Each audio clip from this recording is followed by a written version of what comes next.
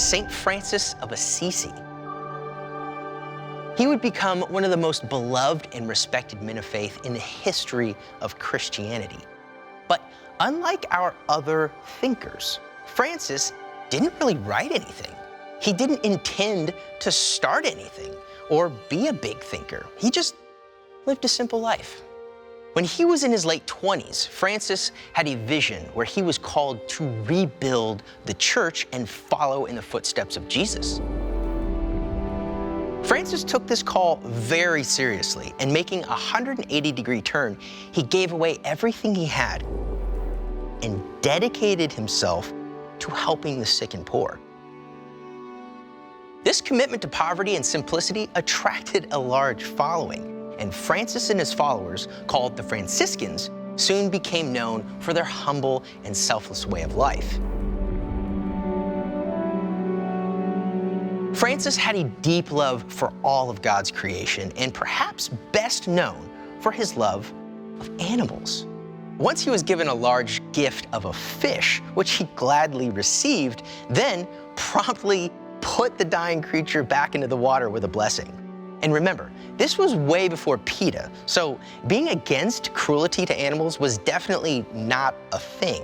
Instead, the Christian church taught that humans were the dominant species and had been given dominion over the earth and its creatures.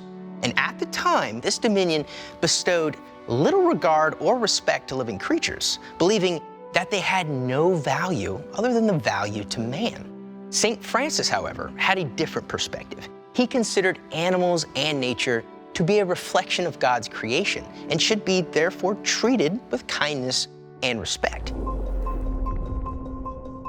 He also believed that the natural world had a spiritual dimension, that it could be used as a means of experiencing the presence of God. He would often preach to the birds and even famously kissed a leper. Both actions at the time were considered revolting and even sinful by the church. Francis saw the beauty and goodness in ordinary things and people and believed that they reflected God's glory and wisdom. He rejected the idea of separating the spiritual and material realm and believed that both were necessary for a fulfilled spiritual life. For him, the material world had spiritual significance. He would often find joy in simple pleasures, such as the sound of birds singing or feeling the sun on his face. And he taught that these experiences could bring one closer to God. And this flew in the face of church dogma at the time. The church taught that wealth and status were signs of God's favor, and that poverty was a punishment for sin. This attitude was reflected in the common belief that the poor were lazy and undeserving, and that the wealthy were blessed by God. The church leaders were closely associated with the elite class, the higher nobles, and the monarchies. And yet, there he was, loving God, loving nature, and kissing lepers. It's easy to see that this great thinker might not have been too popular in church circles. Saint Francis identified closely with the poor, just like Jesus.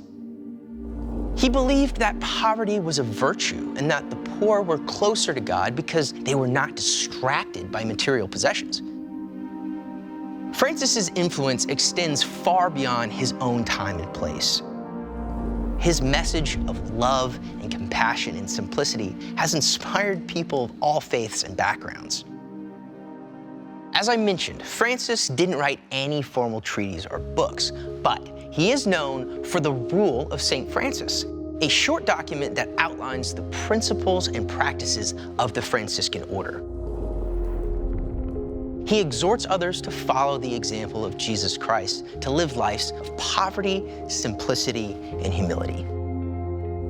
The Rule has had a lasting impact on the Franciscan order and has influenced the way that other religious orders have approached poverty and service.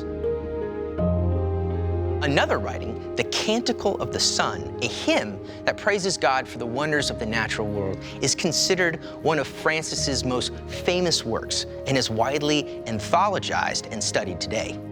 The contributions of St. Francis, Aquinas, and Augustine resulted in canonizations as saints for all three in the Catholic Church. But in their time, none of these great Christian thinkers got the red carpet treatment they deserve. It was more like, don't let the door hit you on the way out. And speaking of door, Martin Luther is up next.